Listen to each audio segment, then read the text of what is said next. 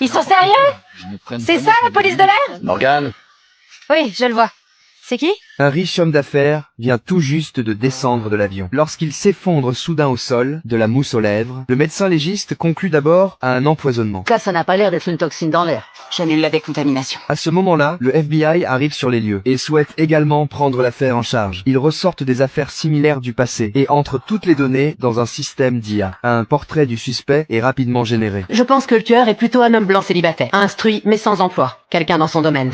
Une connaissance professionnelle qui pouvait s'approcher sans éveiller de soupçons. Ils affirment que l'enquête a déjà une nette avance et que la police locale n'a pas besoin d'intervenir. Mais la femme ne partage pas cet avis. Certains détails échappent totalement à l'intelligence artificielle. Voyons, si on se base sur mes propres données, appelées instinct, étant donné le point de vue très clivant d'Hudson sur la technologie,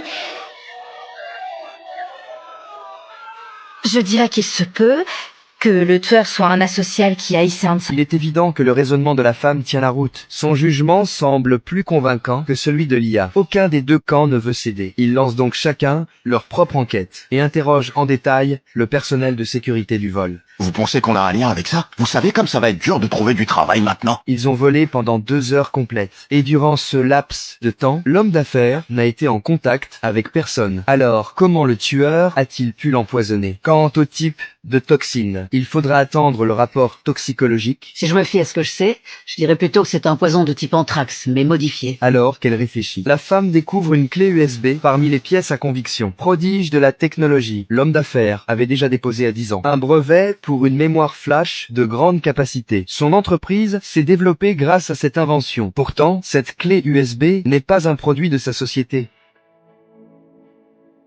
Lorsqu'il la branche à l'ordinateur, l'écran devient instantanément noir et le pare-feu du commissariat s'effondre. Il est clair que quelqu'un a implanté un virus puissant dans la clé USB. C'est pas vrai. Qu'est-ce qui se passe? C'est quoi ce bazar?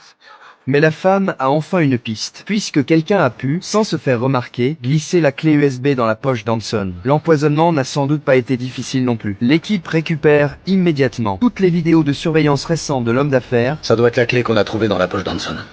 Voyez ce que ça donne si on fait une reconnaissance faciale. Ça va prendre combien de temps, j'en sais rien. Je l'ai déjà trouvé.